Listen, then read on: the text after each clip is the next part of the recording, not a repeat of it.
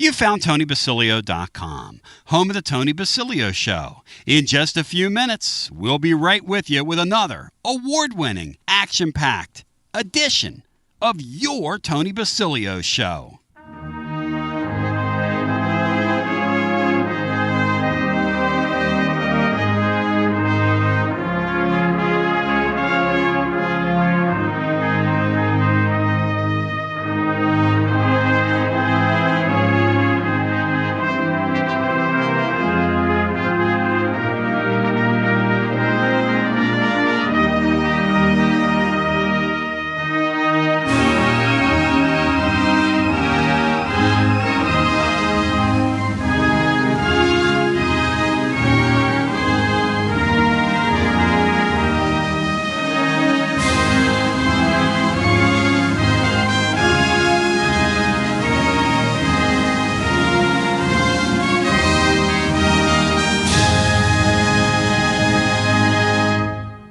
You found Radio Free Tennessee. Your Tony Basilio Show will begin momentarily.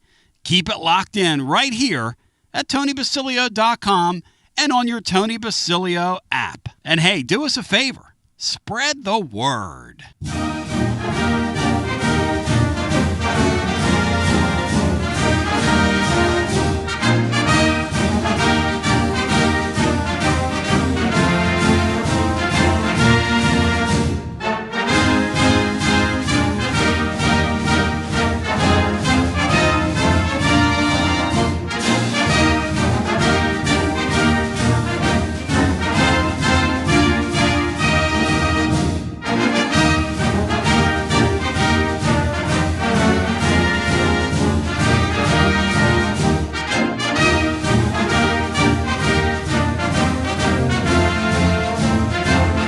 WJBE 1040 AM, 99.7 FM. Translator W259AB. Powell, Knoxville. Tony Basilio welcoming you to another edition. It is your Tony Basilio Show, live with you on a Wednesday. tclub.team, check us out there. Also, thinking about at some point doing another video on this Boo Carter stuff, which is just, I don't know. The more I hear, the more I kind of feel for the kid, but I don't know what to make of all of it. I do know this because I was sharing with a source last night who was helping me that's extremely familiar with the deal. I don't think that I would want to coach in today's era. I just doesn't sound, as a major college coach, it does not sound inviting to me. But we have a lot to get into. Sean Sinclair's here. In hour one, we're going to preview the Florida Gators. I've already talked to Watson Brown, kind of brought him up to speed on the Boo Carter deal and just sort of some of the machinations behind the scenes, because I want him to have a sort of a thought out, what's the term I'm looking for here? I didn't want to blindside him because head coaches handle things in certain ways, you know. And here, let me show you. I have an idea. Oh. Head coaches handle things in certain ways. And the last thing you want to do is kind of give away one of your playmakers. But the other last thing you want to do is sort of lose your locker room. So, I don't know. It's a tough spot Josh Heupel's in. I don't know. I do think Tennessee's got a terrific culture. And I think the fact that those leaders in that room are kind of putting their foot down on that council with regards to this guy, I think that's a pretty good sign for their football program. And I think that's worth celebrating and discussing. It's also a real look into how difficult the job is that these guys have. And it's a difficult job. This head coach thing is a really, really difficult deal. I don't know that it's ever been harder than it is right now. Because you get these guys, they get some money. And money changes everything, as the old saying goes. And it certainly does. And Sean Sinclair, welcome in. Appreciate you being there with us. Thank you, Tony. Thanks for having me. Hope you're having a good week. Hope you're well. I'm having a good week, man. I'm enjoying the week, and hope you are as well. This Boo Carter deal is tough, Sean, because you fight like heck, using Fulmer's terminology, to get these playmakers on your team, and you need these guys. You need them, you know? Well, you do, but you know what? As the great poet Roger Daltrey said, meet the new boss, same as the old boss. Nothing's really changed. Back when when we were at UT, I mean, we had players. I'm not going to name any names, but if you know that you kind of had to put guardrails on the best you could and just hope they stayed in there. And then a little later on, when I moved on, Gerald Harrison, part of his job was to, and I don't know Gerald, but I know enough about what was going on over there that part of his job was to kind of keep things between the lines. And, I don't know anything about young Mr. Boo Carter, but the behaviors are this is very much a microcosm of life. Some people have difficulty coloring within the lines, and some people are just going to do what they're going to do, whether that's in business, whether that's in your personal life, your relationships, on a football team, baseball team, whatever. And for whatever reason that is, it's awfully frustrating. It never makes sense. It's irrational.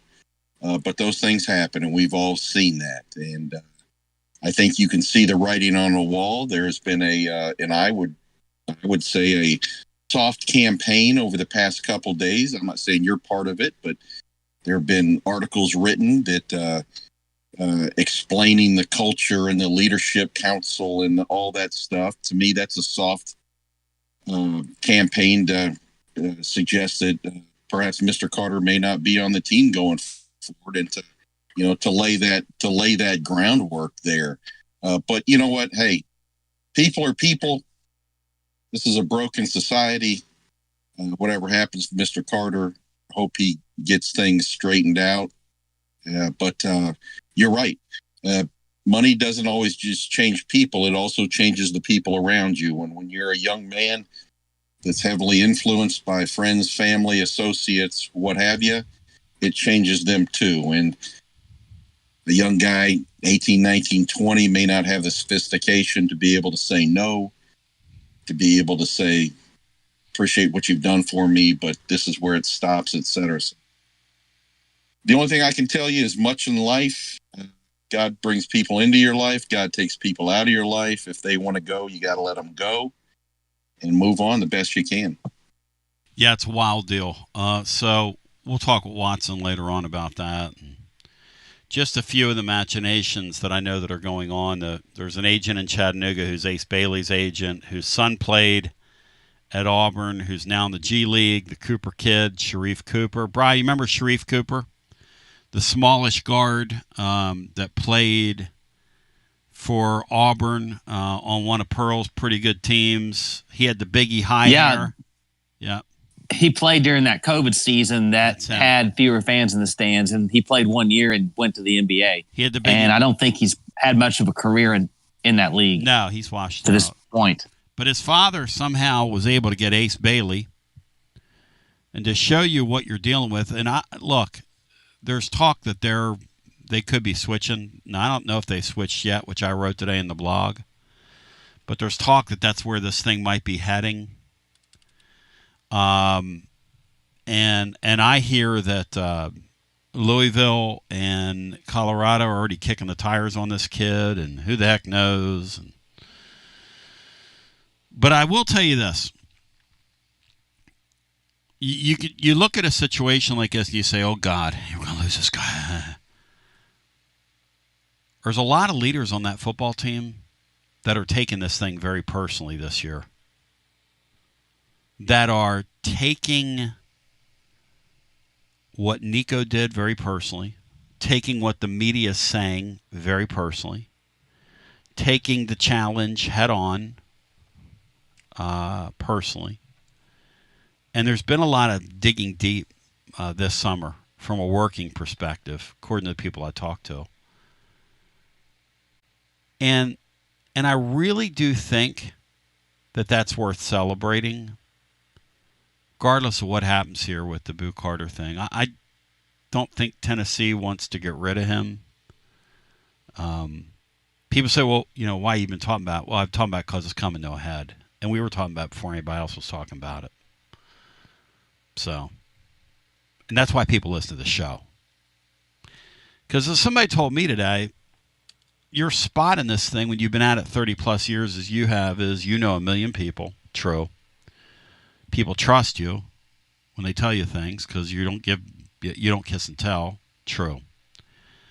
And you're not beholden. You don't need access. True. We play from a position of strength here. You know who I answer to? My community, my advertisers, my listeners. And the way I do the program is I do it from a perspective of a fan. I don't want to see Boo Carter go. I haven't campaigned against him. I temper everything I say with, hey, everything I hear is he's a pretty good kid. He's just sort of immature. And, like one of our listeners called from Texas yesterday. Who wouldn't be if you have that kind of money in your pocket at that age? I mean, who wouldn't struggle with that? And then you have people pulling at you. And one of the guys pulling at him is this agent from Chattanooga who's trying to get involved in the scene. And this is the same guy. Brian, I'll remind you, this is the same genius, I use that term loosely, that advised Ace Bailey, Bry. And the Utah Jazz took Ace Bailey even though they never got his medicals. He wouldn't work out for him. And basically their GM said at the press conference, I'm not going to let that agent bully me. He was trying to power play him to the Wizards. If the kid didn't go 3 and he would have gone to the Wizards like at 6 or 7, he would have cost him several $1 million. And that's who apparently we're talking to right now in the Boo Carter camp.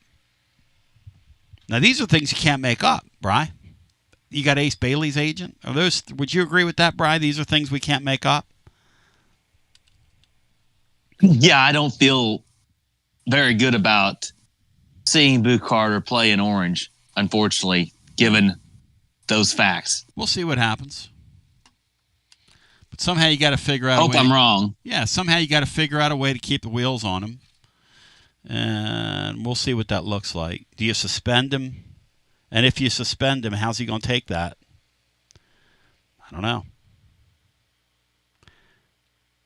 You can't let somebody just thumb their nose at your deal and just walk off the reservation and disappear and go to California, Joni Mitchell.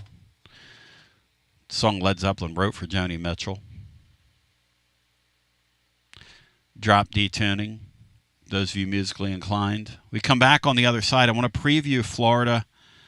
We're going to do it with our man who joins, and it's going to happen. And then Watson Brown, I got to get his thoughts on this Boo Carter thing and how you manage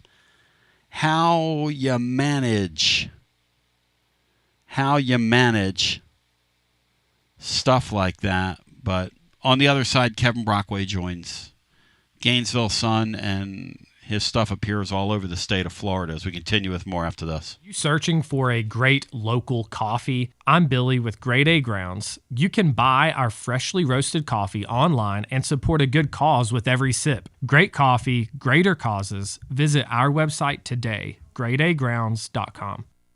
Summer is officially here, and the last thing you want during sweltering heat is a broken air conditioner or HVAC system. That means it's more important than ever to keep you and your family comfortable and safe when extreme Tennessee temperatures arrive. Don't ignore the warning signs that your AC is struggling or nearing the end of its lifespan. And if you need emergency HVAC repairs, routine preventative maintenance, or want to invest in a new system, then call the trusted HVAC experts at Pipe Wrench Plumbing, Heating, and Cooling. This month, get up to a $1,000 discount when you buy and install a new air conditioner or HVAC system. We make it easy with free on-site estimates for replacements and free second opinions on repairs. And if budgets are tight, we offer flexible payment plans including 0% financing with credit approval. Be sure to ask about our 10-plus year warranties that are 2 times longer than industry standards, so you don't spend a cent on unexpected costs in the future. So call Pipe Wrench at 865-264-8090 or book online at pipewrench.com to schedule your appointment today. And as always, same-day service guaranteed or the visit is free.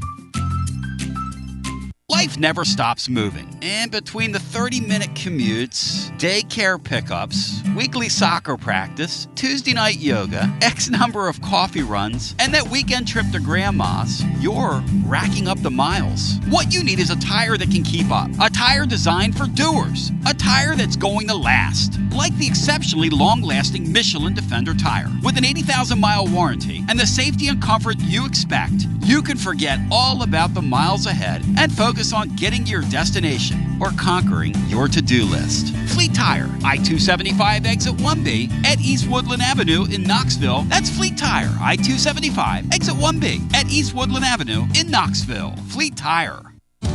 Out-of-town law firms have been swarming into East Tennessee lately. From Memphis, Chattanooga, and Birmingham, they've stormed into the area. Wouldn't you rather do business with a local firm? You know, a true neighbor. Marcos Garza and the pros at the Garza Law Firm are just that. There are neighbors and friends that support local causes year-round. The Garza Law Firm works to serve you professionally on criminal matters, injuries and accident matters, and Social Security and disability filings. The Garza Law Firm is here for you at garzalaw.com. The Garza Law Firm. Let us help.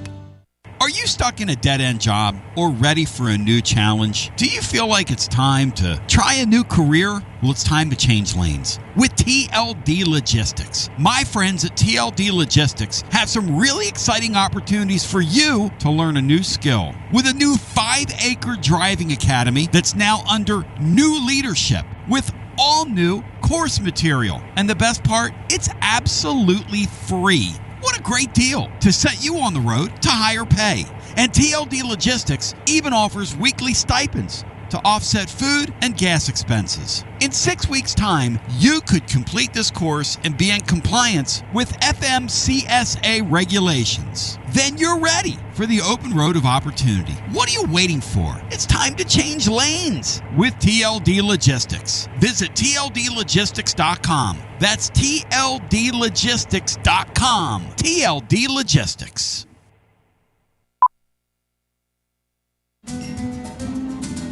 A lime is not always just a lime.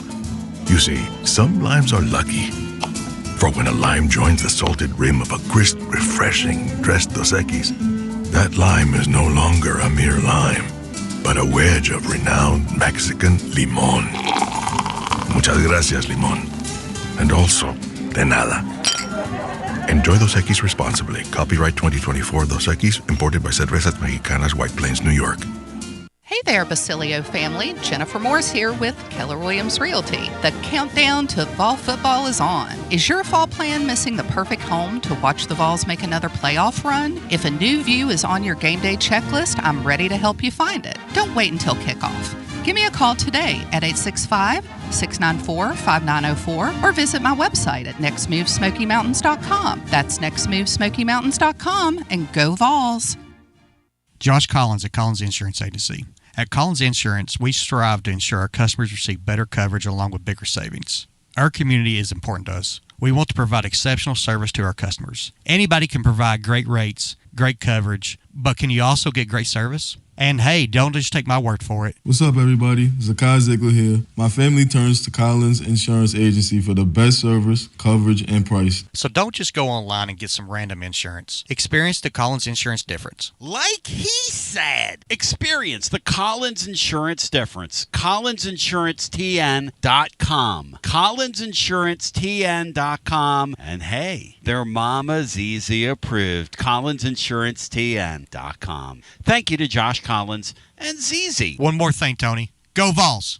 Preparing food for a big gathering can really take it out of you. That's why you need to call Calhoun's and check out their selection of party platters. Whether you're hosting a party for the big game, a reunion, or just an everyday gathering, a Calhoun's party platter is next level. Choose from Calhoun's always excellent chicken tenders, fly with Calhoun's wings, or boneless wings with a variety of dipping sauces, award-winning next-level melt-in-your-mouth barbecue ribs, or delicious spinach artichoke dip, or get one of each. Plus, if you're doing burgers or sandwiches, Calhoun's has lots of side dishes like spinach Maria, baked cinnamon apples, Smoky Mountain baked beans, or creamy coleslaw. Available in pints, quarts, and gallons. And to finish things off, pick up one of Calhoun's great desserts to go, including homemade cheesecake or key lime pie. Calhoun's, simply your go-to party headquarters. With 9 locations all over East Tennessee, you can order online and just pick it up. Calhoun's, one of the Copper Cellar family of restaurants, along with Chesapeake's, Copper Cellar, Corner 16, Cherokee Grill, and Smoky Mountain Brewery. Eat local,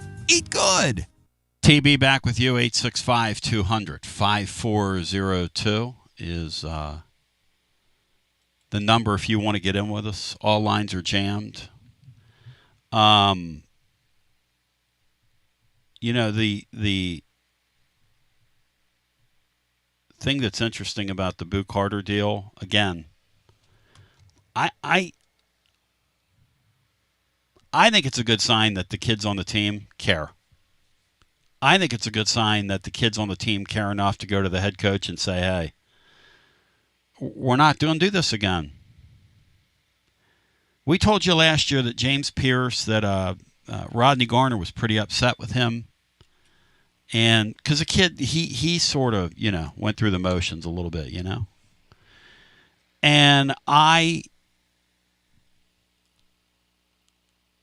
think that,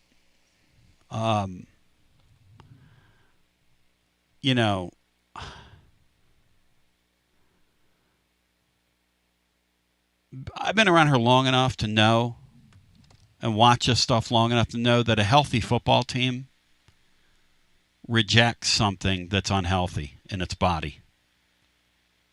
That's a healthy football team. An unhealthy football team says, you know what?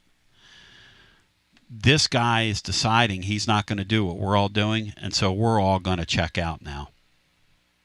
You know what I mean, Sean? And that can go either way, right? Like if you're a head coach and you let that kind of thing go on, what's stopping somebody else from doing it, Sean?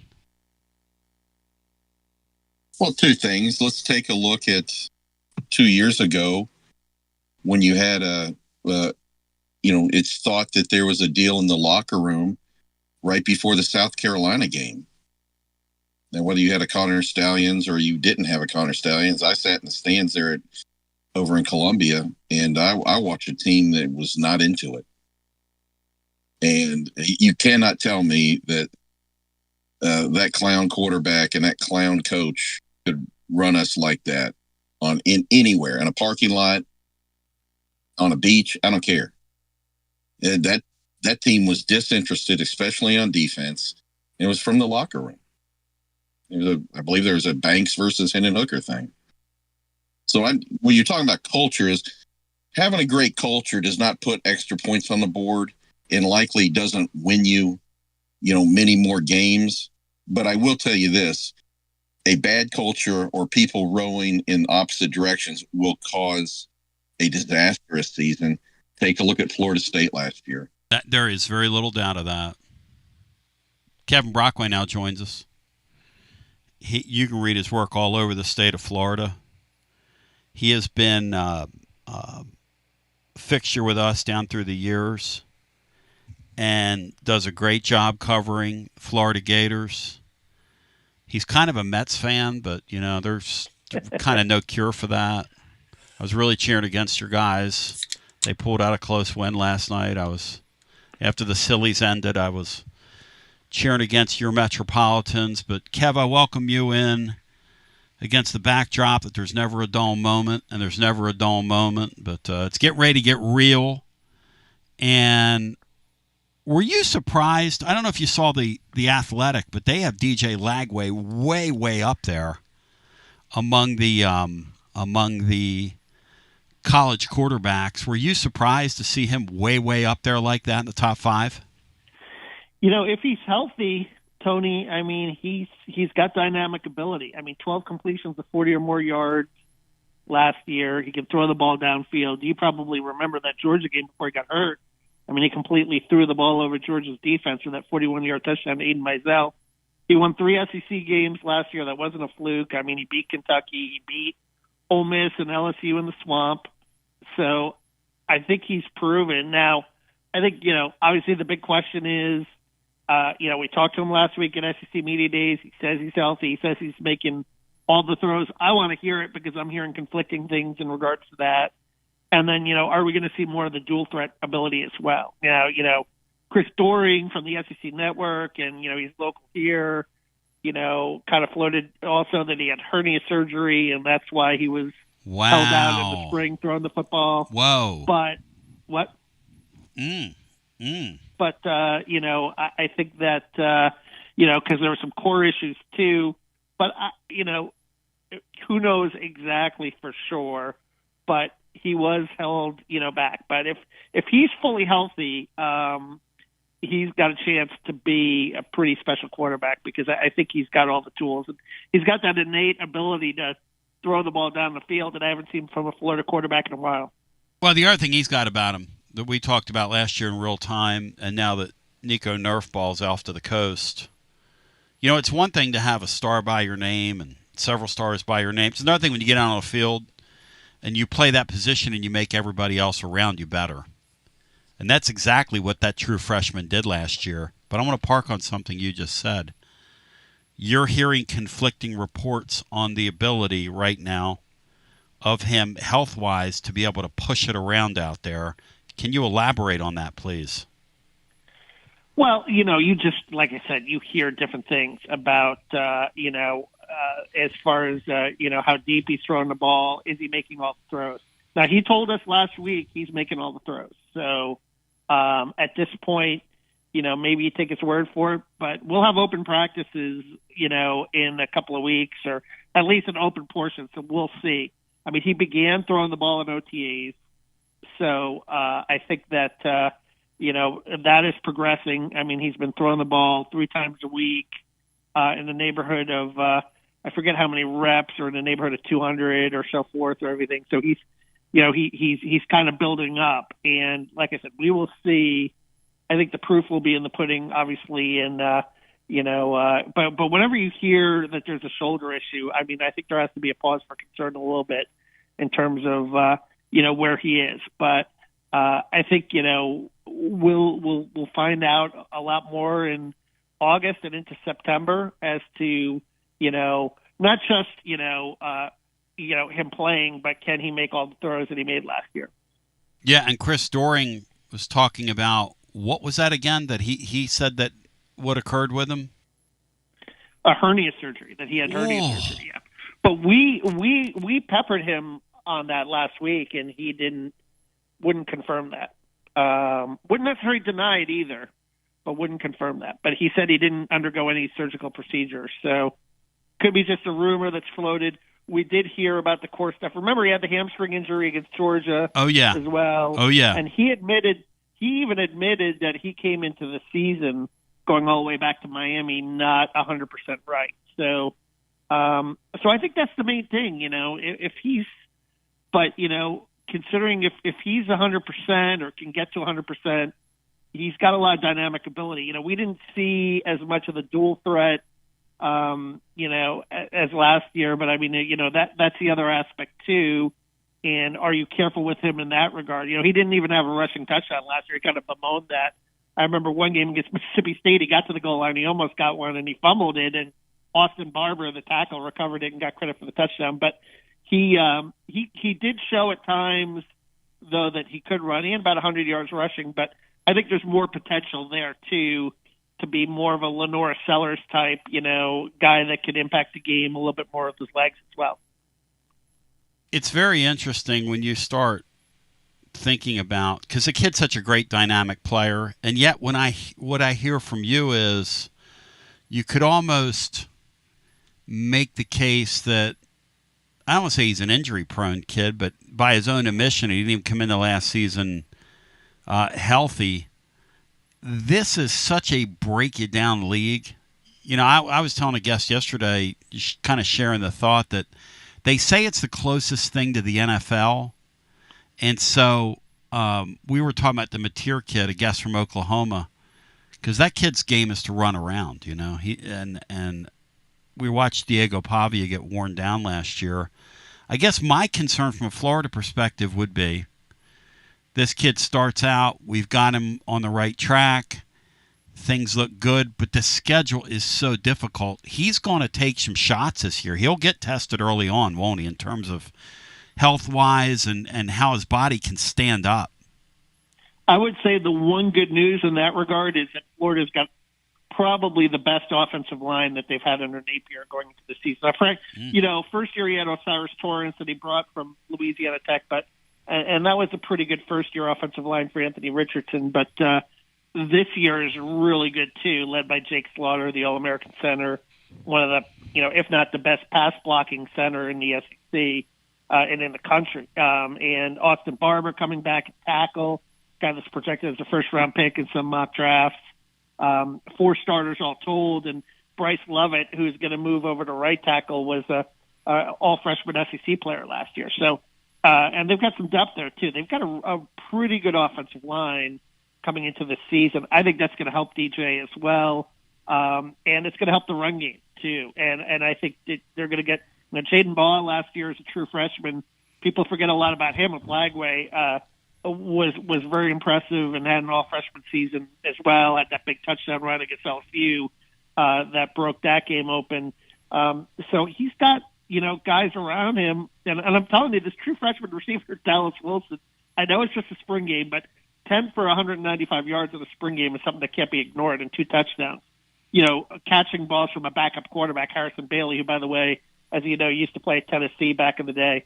And he's one of the backups of Florida. So I think that they've got some good skill around them. They've got a good offensive line. Really, for this Florida team, the questions are probably a little bit more on the defensive side of the ball than the offensive side. Tell me about them. What are when you look at Florida, what are the highest areas of concern unit-wise? I think defensive line depth and up the gut, you know, losing Cam Jackson, losing Des Watson, who has a lot of mass, Cam Jackson too. They have a guy, a sophomore, Mekhi Barrow, that they're very high on. I think he'll probably start out at the nose tackle position, maybe Jamari Lyons, but he's coming off a broken foot. I mean, Caleb Banks at the other tackle is, you know, another guy, though, projected first-round pick. He and Tyreek Sapp are actually pretty talented guys. They're all SEC guys, but the depth around them, you know, I think they've got decent edge rushers, but up the gut a little bit is a concern. I'm higher on the linebackers than some people are. I really think Miles Graham is going to take a step forward, along with Pup Howard and Jaden Robinson. They've got some good guys there. And I think the secondary will be okay. But Devin Moore is a guy, you know, remember he had an interception against Tennessee a couple of years ago in the swamp. Yeah. He's got to prove that he can stay healthy. Cormani McLean seems to have his head on straight, which could be a big boost for Florida if he's a guy that, you know, certainly was a 5-star kid, went to Colorado. Dion, that didn't work out, but he seems like a reclamation project that's working as well, and is a guy that, you know, if he can, you know, show his talent for a full 12-game schedule, is another guy that could be a real asset in that secondary as well. What happened to the bounce-back kid you're talking about, which is, you know, kind of a new thing these days, or you finish second for a kid in recruiting and he goes somewhere and he comes back to you, and we're in the era of the bounce back. What happened there with Dion and the whole Colorado experience? Has he unpacked that for you guys? You know, yeah, we haven't had a chance to really talk with him, but he's a guy that when you talk to coaches about him, it's a lot of it was, you know, you're going across the country to a new place. You know, you're a 5-star recruit. You know, Miami was in on him too. Miami and he was the number 1 rated recruit in the state of Florida in 2023. And, you know, for him to just go there, you know, NIL obviously was big factor. And, you know, he went to Colorado, and I think Dion questioned the work ethic. You know, the other thing about him was, you know, coming out of high school, He's a very slight kid, 155, 165 pounds. So it didn't necessarily work out from that regard too, in terms of just the physicality. And I remembered when he came here last year, and he came as a preferred walk-on. He's on scholarship now, but I'm looking at him and I'm like, this kid, at 165 pounds, unless he's ultra fast, he's not going to survive in the SEC. How's he going to tackle at that size? But now he's put on about 20 pounds. He's up to 185, 190. I mean, he looks a little bit more like a, SEC cornerback in terms of just the size and the thickness and the mass you're going to need, to play on defense at that level. Kevin Brockway breaking down one of the real swing games on Tennessee's schedule. Look, from a Tennessee perspective, if they can go and win that game for the first time in that place since we had smartphones, which I think have made us all dumber, but that's another story for another day. Kevin, though, covers University of Florida for the Gainesville Sun and then the Gannett Florida Network as well. But when I look at that game and I consider just the rigors of playing in this league, because Oklahoma was a team we previewed yesterday, and the league just seems like it can really grind you up. And then Florida has, on top of that, they've invited the concept of brutalizing yourself in a non-league setting as well. How patient is the fan base going to be with Billy Napier? Because I ask you this against the backdrop that it looks like they're doing really well in recruiting. Like, that feels like a healthy program. But Florida fans don't want to finish 8-4 and don't want to finish 9-3, and they've had a ton of that lately. Yeah, no question. And I think that I often say as fans, all you're entitled to is progress, and they made some progress last year. Obviously, going 8-5. That first winning record of Florida since 2020, which is really crazy to believe. Jeez. What kind of morass they were in at the end of the Mullen era, and how slow it was to kind of take hold for the Napier era. But I think that, I do think that, with this upheaval with the quarterback position at Tennessee and Georgia, and again, the if is obviously DJ Lagway. But I do think that, when you look at the back end of Florida's schedule, I think there's some opportunities there to get on the roll. Now, the front end, at LSU, at Miami back-to-back, then, you get a bye, but you host Texas at the Swamp and you go to Texas A&M. That 4-game stretch is going to tell a lot on the fortunes of this team. And then when they get Tennessee in the Swamp in November, they're going to be coming off, a 2-game road trip, Ole Miss and Kentucky back-to-back as well. But I do think that history certainly is on Florida's side there. I wrote about that. It's crazy to think 2003, Casey Clausen was striking up the band. It's wild. The Matrix Reloaded was the number one movie at the box office back then. It's been a long time, right, that Tennessee's gone down there and won. And it's crazy to think, right, because Tennessee's probably had some pretty good teams over the years that have come up short there. But it'll be fascinating, and it could be for a lot of the marbles. And something that I saw last year, too, what was interesting in November, not taking anything away from Florida, but because they did really save Billy's job with those back-to-back wins against LSU and Ole Miss. But I think both programs, with a college football playoff berth on the line, I saw this also with Miami and Syracuse, you play a little tight. And say if Tennessee has a college football playoff berth on the line again, maybe they come into the Swamp a little tight, a little thinking, whereas maybe if Florida is not is in a similar situation last year where they're out of it a little bit, they play a little freer and looser with not as much to lose. I saw that last year in a number of games. Yeah, that's right. With teams that have, with a great point. That have something to play for. Yeah. And you wonder, because the spoiler just gets an opportunity to kind of let their hair hang down. If the season plays out the way it's supposed to, Tennessee's probably in the role of spoiler there, if it plays out the way people think it's going to play out. But you never know in this deal. Sean, before we came on, talked about the concept of team chemistry and how important it is and how making the parts fit and kind of what happened at Florida State last year. And, Syracuse, another good example. Syracuse at the end of the year last year is a team not a lot of people wanted to see. I mean, they had it flat out going. That quarterback had it on track. They ripped Miami.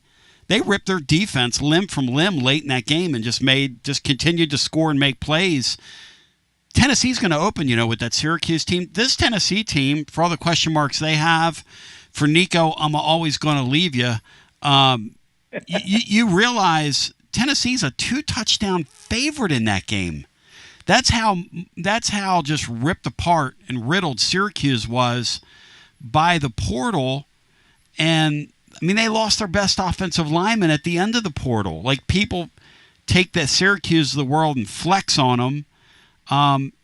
It's going to be a really interesting year, though, Kevin, this league. And Florida's one of the real flashpoint stories, I think, of the league in terms of just how anything can happen with them. I agree, and it's kind of hard to track, but I would bet on, I think I saw the over-under was like 6.5 or 7.5, and I would take the over. I am high on this team. I just think that it's the more mature team on both lines of scrimmage. I did mention a little bit up the gut with the defense, but they do have a lot of edge rushers, and I think they're going to take another step forward. Now, are they going to make the college football playoff? I don't know necessarily about that, but I could see 9 wins as a possibility if you include the bowl game. 9 or 10 wins as a possibility this year. If they got to 10 against that schedule, that guy's coach of the year in the league. That's an unbelievable schedule they have. Unbelievable. And people say it, but I mean, I don't know. I do think that having the experienced quarterback is going to help them in a lot of those matchups more than you think. But I do think that, the schedule is what it is. I bet Billy Napier, I guess he had a slogan like "spot the ball," and we're not going to make any excuses about it. We're just going to go out there and we're going to play. And I mean, I think that there's still a feeling that, the Swamp is going to carry a lot of weight in a lot of the home games. And, you steal a few on the road. And, I personally think Miami might be a little tough because it'll be after LSU. Yeah. And they'll be back-to-back on the road. Yeah. And, Texas is going to be pretty tough, but at least you get them in the Swamp, so you have a fighting chance. I mean, if they can get through that 4-game stretch 2-2, I think they go into the back end of the schedule with a lot of momentum, and that could carry them a long way. All season ticket packages aren't created equal, right? There are years in this league where Tennessee's home season ticket package, I mean, Danny White claims they have a 24,000 seat waiting list. I'd like to see it. I don't believe that for 5 seconds. But every other year, when Florida and Alabama are in Tennessee's building, that's a really nice home schedule. Florida's home schedule this year, read off some of the teams that are coming that Florida fans are going to get an opportunity to see. Yeah, well, obviously you got Texas, you got Tennessee, you got Florida State, you got Mississippi State. It's a decent. The Texas game is really that marquee game. Signature, yeah. You've got USF and Long Island to start, yeah, but Miami will be a game that will be interesting because Miami's on its way back, but there's still a lot of Florida alumni that are down there, so they'll fill the stadium a bit. I think that'll be a full house, but it could be 70-30, 60-40. I mean, there's a chance it could be that. And that guy, and if that's the case, I think that will help Florida in that matchup. Hey, Kev, that guy at Miami, that guy's the worst game manager, head coach I've ever seen in my life. No offense to him. I went to school with Mario, and no offense. He can recruit, but that's got to be Listen, and there have been questions about Billy's game management too. Certainly the Tennessee game. I hear that from people. Yeah, I can question Lane Kiffin's game management in that Ole Miss game against Florida because he made some wacky decisions in that game too. I almost saw last year as Ole Miss is a little bit of a makeup for the Tennessee game in terms of wacky coaching decisions impacting the game. It was almost like a make good, and both those games could have gone either way, and it worked out for Ole Miss, but the common denominator obviously is being at home, and being in the swamps of Florida creates a big edge. But the Gators are going to have to steal some games on the road to have the kind of season they're going to want to have. It's really, really fun to have a Texas in this league. It's fun to have Oklahoma in the league, but Texas in your building, I mean, it doesn't get any better than that. Texas with Ohio State to start the year. I mean, it's just fun to have Texas in the league. I can't wait to see Tennessee and Texas square off in football. That is going to be just an immense amount of fun. But if folks want to follow along, and I really appreciate you taking some time for us today, Kevin Brockway. And by the way, congratulations on your engagement. How do they follow along with you? Tony, thank you for the kind words. Hey, man. Gatorsports, Gainesville.com, and at Kevin Brockway, G1 on Twitter. So you can find me all those places. And thanks for being a good man and a friend all these years. Hey, and let me know. Shoot me your registry, man. We want to take care of you. Because, like Sister Sledge, bro, we are family back in the day. Kathy Sledge and whatnot. Hey, I might call on you for entertainment. You never know. Thank you, brother. Good talking to you. All right, bye-bye. That'd be a hell of a road trip. Hey, Cinco, buying or selling the Florida Gators this year? Where are you? Sean Sinclair, and then we go to the phones. Well, I think they'll be a quality team. I think they will be a handful for us. I think that schedule is just daunting. And I think that Billy Napier proved last year that he's not a clown. He's not a joke. No. He weathered a storm. He took on a tough schedule. He was able to keep the fans, keep the locker room, and actually was able to recruit amongst all that stuff. So I'm not saying he's the greatest coach around, but I think he did a nice job tying everything up, and I think they'll be a really nice team this year. They're recruiting healthy, Cinco. When you look at what they're doing, getting done on the recruiting trail, it's impossible not to recruit healthy at Florida. Dan Mullen Absolutely. didn't do it, which is remarkable, right? Dan Mullen kind of left the cupboard bare, which is, how about him saying, Brian, what was the number about since 2020? What was the number that Brockway just shared with us? Because it was mystifying what he said. I meant to write it down. But it's all gone by me here, Celine Dion, because I'm fighting my back stuff, and I'm on a few things. The other day in my video, I misspelled Heupel, because I'm taking a few, shall we say, gimmicks, as they said back in the trade. Let's go to the phones. We'll get as many people in here as humanly possible. The Boo Carter situation is, it's kind of silly, but it's real. And they've got leadership on their football team that's like, you know what? If we have to do this, he should have to do this. You know, Sean, I really do think, and I might be reaching here, I really do think that's a sign of a healthy football program. I really do. It is. It's. I'm curious to.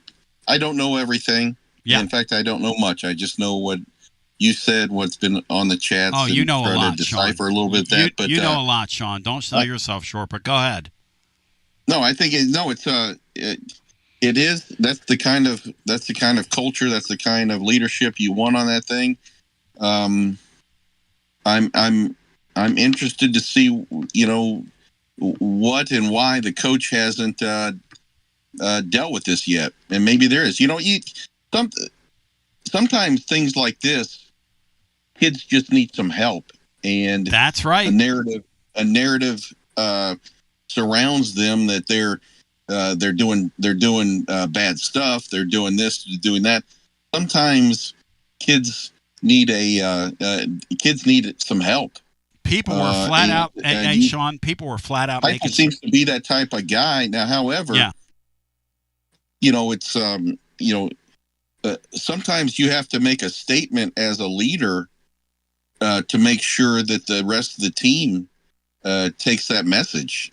And and I'm not saying you have to sacrifice somebody, but a lot of times you have to. You know, he's not only the head coach of Boo Carter; he's the head coach of every one of those kids and the boss of all those coaches. One thing I got situation, but that's why it is tough. But that's why you're an SEC head coach. That's one thing I want to talk to Watson Brown about in our next segment, Wednesday with Watson, presented by our friends at Simpsons Meats. And by the way, Kev appeared on the TLD Logistics hotline online at tldlogistics.com. Here's the deal. When you look at this situation with this kid, and none of them are created equal, none of these guys at this level want to throw back a playmaker. You want to do everything in your power to try and keep the wheels on the deal. But how do you do it? Because I'm telling you right now, the leaders on that football team are sick of that kid. And his mother herself said, football coaches, how do you keep your kids from getting – well, your kids get along. I mean, the way I would answer that is when everybody shows up on time for a workout, and everybody shows up for a practice, and everybody shows up with the team when they're supposed to report, generally that helps harmony.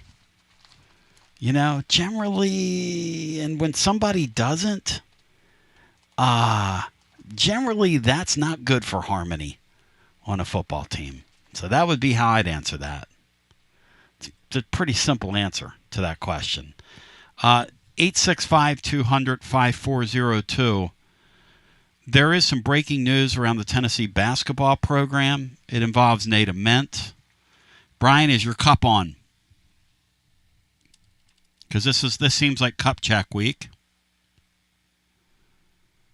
Ben McKee of 247 reporting that Nate Ament has a minor wrist injury. He's wearing a brace for protection in practice. He broke a bone in his hand. Or in his wrist, but it's like a micro fracture. And so they're being extremely cautious with it and being extremely cautious with him. And it is a teensy-tiny break. But it's there nonetheless. So, and I got a tip from somebody today and was wanting to look into it, but good for Ben McKee for having that and for breaking that story. But that is, again, you spend that kind of money on a guy, the last thing you want is to get him hurt in the middle of the summer. So I'm sure they're going to proceed with caution with Nate Ament. I had a few phone calls in today and was hoping to get something on that. So good on Ben McKee for unearthing that. Let's, without further ado, go back to our phones and get our first call in. Hello and welcome. You're on the air. Tony, Madison in Texas. How you guys doing? Hey, Madison. Welcome in Texas. Hey, guys, I wanted to talk a little bit about the Boo Carter situation. I know that's on everybody's mind. And, I read some things on Austin Price's page. I'm not going to assume that this is true, but just hypothetically, it sounds like Boo might be, they don't even know where he is. He's been gone 10 days. They don't know where he's at. I mean, Tony, this guy's got to be gone, right? You can't do that. I guess he's trying to get a last-minute vacation in before it really starts to get the workouts start picking up, practice starts. Who can fault him for that? I don't blame him. Again, some of the talk coming out is that he is MIA right now, and that he's not with the team, if I understand right. And again, I'm not super connected anymore, but I think the guys were reporting Sunday evening and starting their thing coming up, ramping up for the season, or what we call summer training, what have you.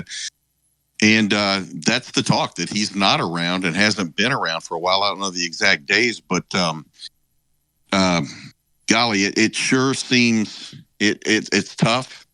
But I agree with you. Unless there's an absolute ironclad reason why a player, regardless of stature, regardless of NIL, why they're not there and sweating with their teammates, aching with their teammates, studying with their teammates, living with their teammates. If there's not a compelling reason why, yeah, I agree. It's got to be gone. I mean, I've never heard of a player leaving the team for, and I don't want to speculate on the days. I think I thought I saw 10 again from Austin Price. Not sure if that's true. Not sure if it's not true. But if hypothetically it is, I mean, I think the bridge has been burned. And I feel bad for him. You know, I'm sure he's got some personal stuff going on. But at the end of the day, I'm not sure if you can let that go on in your football program, if that is what's really going on. So, I mean, maybe a long suspension. Yeah. But this is it's pretty serious, guys, it looks like. I wanted to add one thing, which I wrote on our blog today over at tclub.team, which is the thing was a lot more serious than I thought it was. From this perspective, I had a source last night tell me that Heupel reached out to him. Have you seen Boo Carter? That's not a good sign. When your head coach has lost track of somebody, and they're supposed to be reporting, that's probably not a good sign. And another one that's out there is that I can't confirm that, but it's been out there for a little bit that there might have been a code red, applied to young Mr. Carter. What's that mean? What's a code red? We all know what a code red is. A code red is when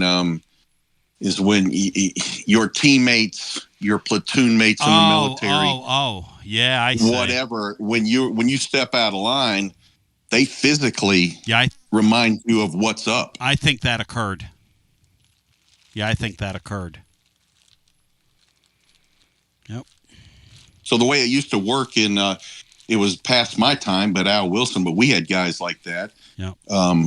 You want to step out of line on the team, there were more than enough guys that could send an extremely clear physical message to you.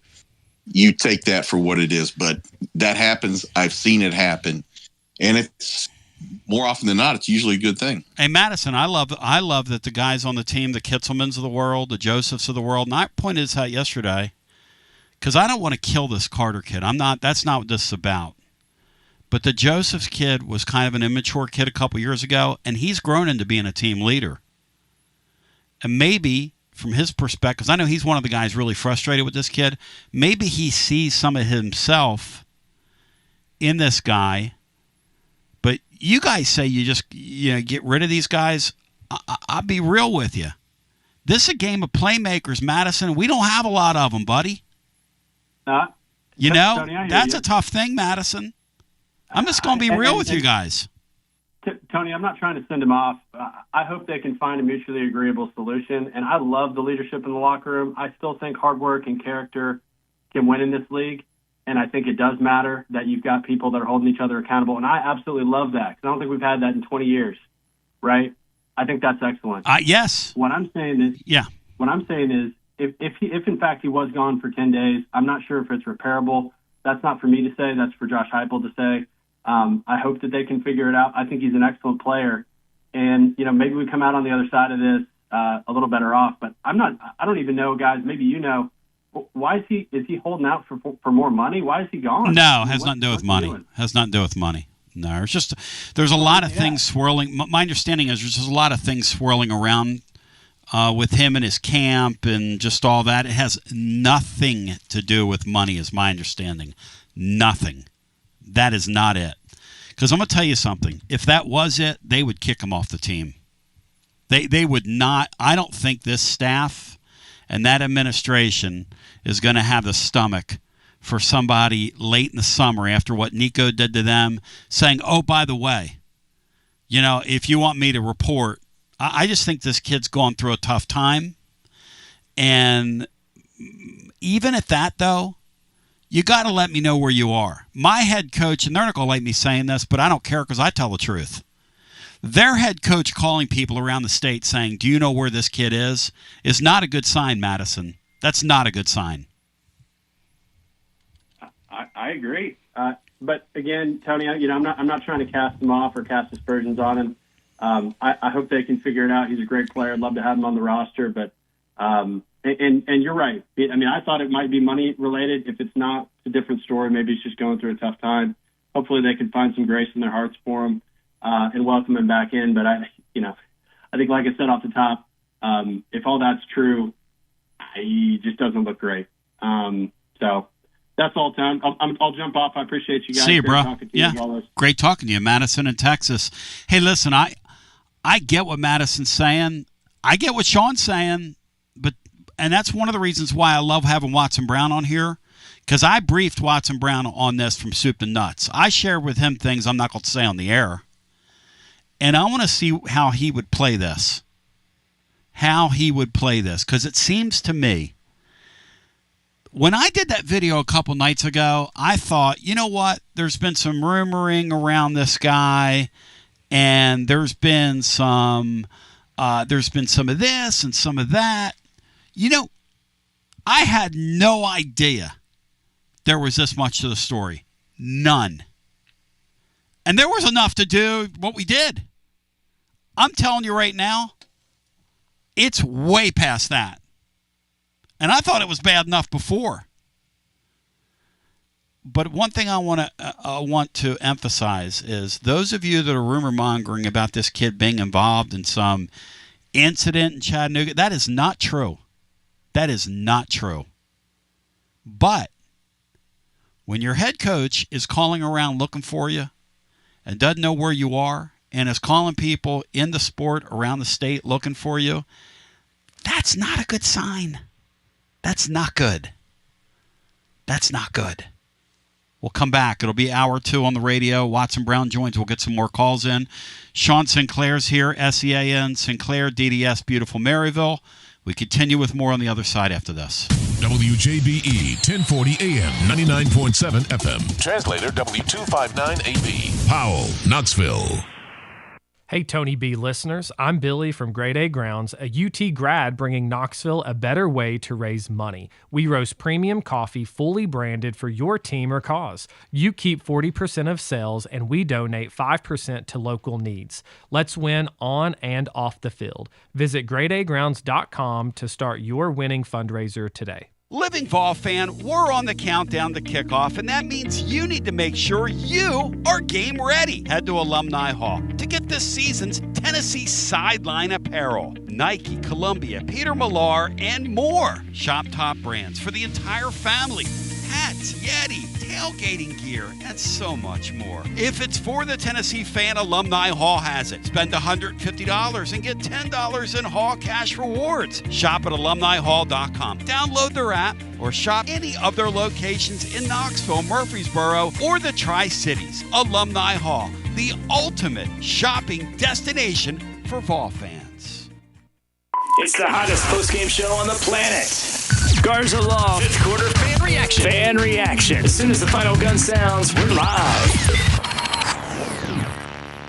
Tony Basilio, and we are live once again with Chad Stockton of FC Alliance. And Chad, you're out there on the field, 100 strong here in Knoxville. Talk to me. What's been going on with FC Alliance now that the weather's heating up? We're out here for the first night of the boys' tryouts. We have over 400 kids that'll be here tonight. So a lot of exciting times right now for us. Our club team started at U9 and we go all the way through U19. We have over 1,000 kids that come from Chattanooga from the Tri-Cities that make all our teams and make this club what it is today. So we're excited about it. We finished the younger kids a couple of weeks ago. We just finished the girls last night, and now we're on to our older boys program as we speak right now. And we're blowing and going in the Tri-Cities. Tell me about it. We started FC Alliance North 1 year ago, and coming off the first year, we're the largest, most competitive club up in the Tri-Cities area. We just finished our tryouts last night.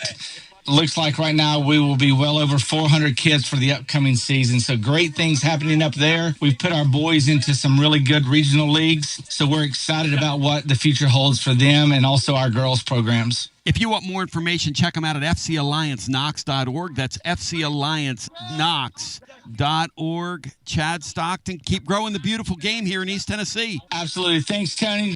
Hi, I'm Jim Simpson, owner of Simpson Meats. When's the last time you grilled a really good burger or steak? One your friends still talk about. Our goal at Simpson Meats is to make that happen every time you have a cookout. All of our cuts of meats, steaks, burgers, briskets, and pork are always fresh, flavorful, and sustainably sourced. We are family owned, so we know the importance of knowing how and where your food is raised. We have been putting quality first since 1888. Visit our butcher shop off Lovell Road or online at simpsonmeats.com. Tony Basilio along with the great Mark Griffin. And we're here to talk about our friends at Performance Medicine. And Griff, their slogan, stay educated, stay healthy. That's you. Wow. I really like to think that, Tony, and I'd like to give Dr. Rogers a lot of credit because I definitely want to stay educated and healthy, and knowing that he's putting the time and effort in to make sure of my care. I want to encourage your listeners to put the time to learn and become educated and get to know Dr. Rogers and see if it can help with your health as well. And there's a really, really easy way to do that. In fact, they've got their own YouTube channel. You can see Dr. Rogers for himself with his staff. It's called The Performance Medicine Show over at the Performance Medicine channel over on YouTube. Also, more information at performancemedicine.net. To our friends in North Knoxville, a brand new location over in Fountain City, now accepting patients. So many ways to reach Dr. Rogers. And like they say, stay educated, stay healthy. Performance Medicine, online, performancemedicine.net. TB here for Cedar Bluff Plumbing, a live and local company that's been serving our area for over 32 years and counting because every customer counts, and I mean no job is too small. Cedar Bluff Plumbing just voted #1 by City View magazine because multiple plumbing experts are on call to serve all your plumbing needs. Chances are there'll be a plumber in your area when you call, and they won't send some salesman to your house. You're going to get a high character, trustworthy, highly trained plumber who will serve you, not like some of these guys that look like they came off the set of America's Most Wanted. Cedar Bluff Plumbing is Basilio tested and approved and will go the extra mile for you because Chucky Mack is a servant of the people and my consigliere to the throne, celebrating over 32 years of serving living volunteers. Cedar Bluff Plumbing. Call 588-4448. That's 588-4448. Cedar Bluff Plumbing. Attention Vol fans, are you tired of complicated, clunky fleet technology that makes your job harder? Say goodbye to frustration and hello to Connexial, your hometown partner in logistics. It's time to rev up your operations with next level fleet management from Connexial. Connexial is here to keep your business on track with technology that works as hard as you do. Our game-changing ELD gives you more than just hours of service. With AI-powered dash cameras and real-time asset tracking, you'll have eyes on the road, cargo, and your fleet from anywhere, anytime. And the best part, our friendly US-based customer support team is just one phone call away. No more long wait times or frustrating tech talk. Just real people with real solutions. With Connexial, you get a professional team you can trust and easy-to-use products that keep you on the road. What do you say, Tony? I'm ready. Make the smart move and call Connexial today. 865-888-6920. Learn more at Connexial.com. That's Konexial.com. Drive life with Connexial and go Vols. Basilio here, and you know my friends at Carnes Motor Company started with a dream over a quarter century ago. I met Rob and Brian back when I still had hair, and they were working at a huge dealership in West Knoxville. But they told me back then they wanted to sell cars on their terms, and I wanted to do radio on my terms. Their terms, just like my terms, are ultimately your terms. In both cases, you're the winner. A Car Guru's National Award winner with a 5-star rating on all sites, just like our Vols. Everything about buying a car from Carnes Motor Company is no hassle. They specialize in high-quality pre-owned vehicles between the $5,000 to $25,000 range. And if you need to sell a car, they'll either buy your car or they'll help you sell it. Carnes Motor Company also has a top-notch service department. Therefore, every vehicle is rigorously inspected and serviced prior to delivery. So you're guaranteed to get a quality pre-owned vehicle every time. If you need a place for service, they've got you covered. Come be a part of the Carnes Motor Company family and tell them you heard about it from me. Online at carnesmotor.com, Oak Ridge Highway, 1 mile past the Carnes light. Carnes Motor Company. Yeehaw! Some people say betting online is still the wild, wild west. But with the VIP Play app, you're riding with the best. VIP Play app is hotter than a $2 pistol packed with flair. Live hosts and features finer than a frog hair. Send your old betting problems out of town with a slap. You'll be betting sharp as a tack on the VIP Play app. Don't be a better, be a better with VIP Play today. Download VIP Play today or head to VIPPlayApp.com. Gambling problem? Call 1-800-88-99789. Must be 21 plus and located in Tennessee to bet. I'm bowing my head, ladies and gentlemen. And I mean, it's hurting me to bow my head right now. But the great Watson Brown is now here. It's Wednesdays with Watson, presented by our friends at Simpson's Meats, and I can just smell it right now on the grill. And these nights are starting to get a little cooler. Who you fooling, Basilio? It's smoking hot outside. All right, so in the next couple of weeks, these nights are going to start getting a little cooler, and that time of the year is going to come into play. And let me paint a picture for you here. It's week 0. It's week 1. You go down to Simpson's Meats. You get some of their premium steak or burgers or sausages or roast or chicken. You put it on the grill, and you go to town. Ladies and gentlemen, boys and girls, children of all ages. And I'm going to tell you right now, life will never be the same because they're online at simpsonsmeats.com. They've got a store in West Knoxville off Level Road. Wednesdays with Watson. All right, Coach, I took you under wing earlier today regarding this situation with Boo Carter, who is a tremendously talented football player. We saw him last year. He's an excellent defensive back. He's a dynamic player with the ball in his hands. They've talked about building an offensive package for him. They even used him in the spring in that regard. But Watson, he's been kind of AWOL. They were supposed to report on Sunday. He didn't do it. Then we find out he's been in California. Then we find out, I found out from a source yesterday evening that the head coach was calling around to in the state trying to find out where the kid was. Not good, but not unprecedented, right?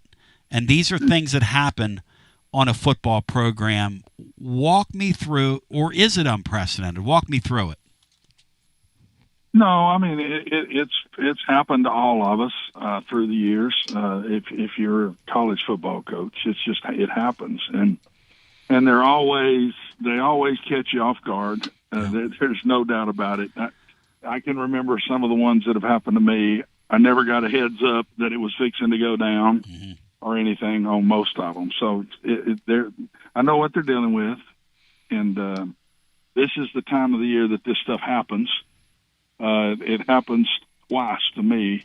You know the ones in the spring, but right after the season and then right before the next season are the two times that somebody doesn't show or whatever. So yeah, this is normal, but it's not fun. I can tell you that right now. There isn't a great answer when you get to this point. And I share with you the backstory is that the team leaders have gone to that head coach and have said enough of this.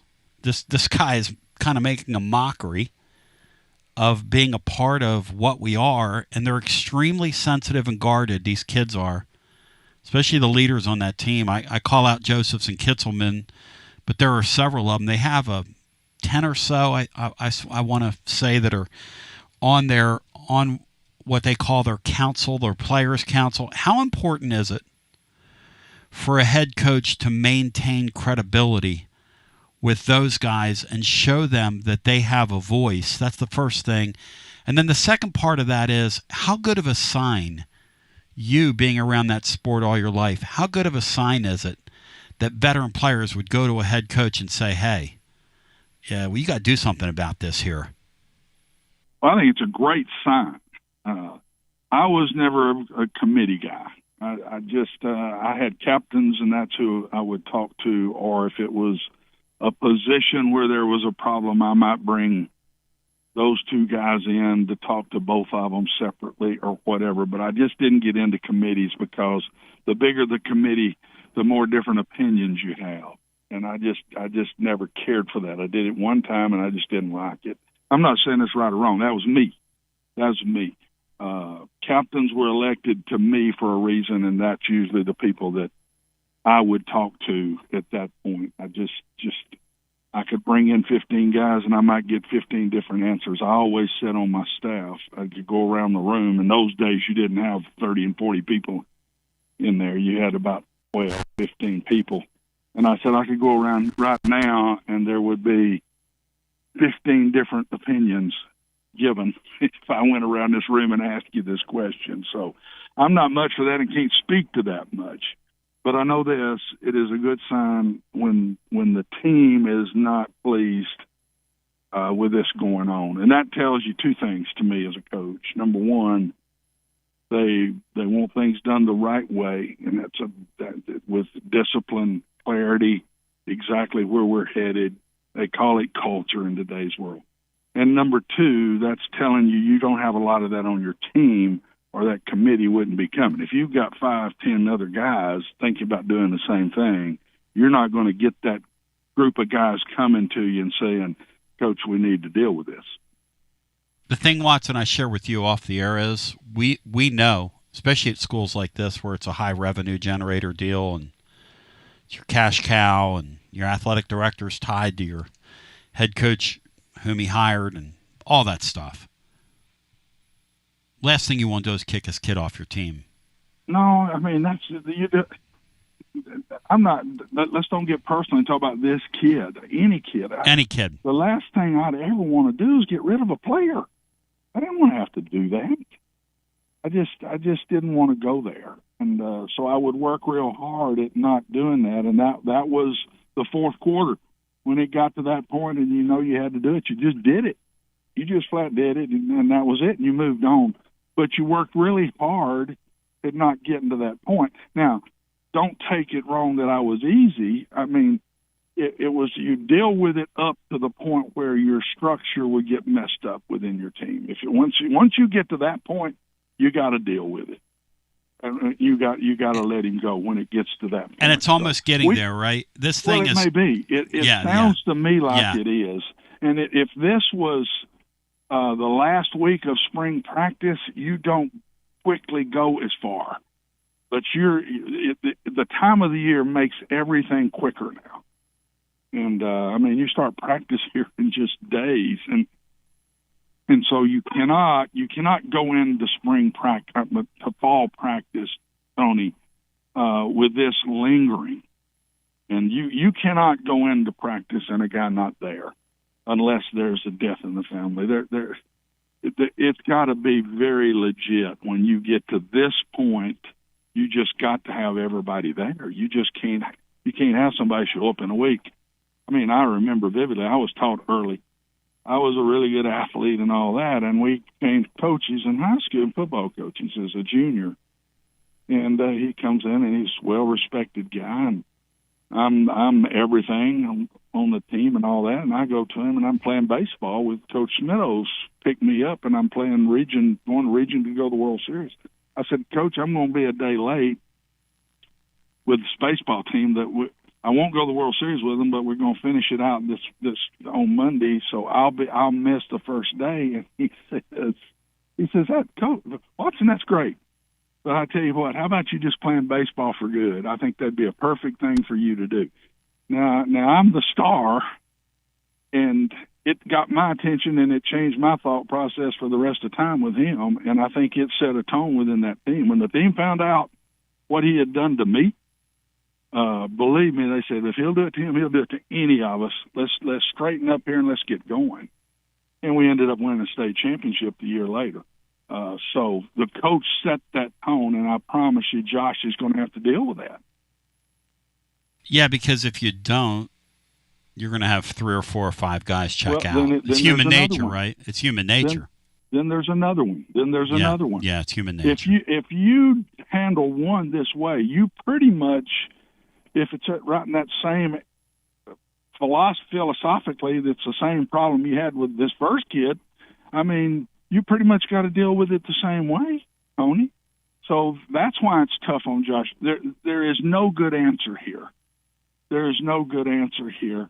But if he's got the team coming to him behind closed doors saying that, I just don't see how he would go in the other direction unless there's something personal the players don't know and the head coach doesn't know. If there's something like that, there's a family problem, he's gone off the deep end, you just don't know till you know, because you hear all kind of rumors. And players can pick up the rumors more quicker than even the coach can. Oh, so, no question. Yeah, there are no secrets. Yeah, I would say let's take a deep breath and let's see, but it don't look good. It just don't look good to me. And then the other thing that these guys have to deal with now, Watson, is this whole concept of agencies and agents. And is he going to change agents? And they flirted around with Colorado earlier in the year, back, and then Tennessee gave him a huge raise. But here we are. I'm just in my mind, right? Coaching friend of mine, I want to run this by you. So, Tony, I'm going to tell you a line of demarcation. The summer stuff's bad enough. He said, but if he's not there for that first practice middle of next week, baby, it's goodbye. There is no coming back from that. No, and that's why I said it's getting close to having to make a quick decision, because that's the cutoff right there. That is the cutoff. I promise you, every head coach in the country would say the same thing to you. You cannot have them playing around with agents and talking about going somewhere else and not showing up for practice. It's just like what Nico pulled late in what he did for at the end of spring. Josh is really in the same spot, and he's already shown his hand on the way he's going to handle it. I can't imagine him going a different direction with this, if this is all true, Tony. It's hard to deal with hypotheticals with me. I just don't like that. Sure. But at the same time, I think that's what we're dealing with right now. And so I'll just say, to me, Josh has already dealt with this, with a very important football player. And this might be the second most important football player, talent-wise, on this football team. It feels like it's almost like a friend of mine that's in high business, and has managed people. He said, people use this term, well, I fired so-and-so. He said, Tony, people fire themselves.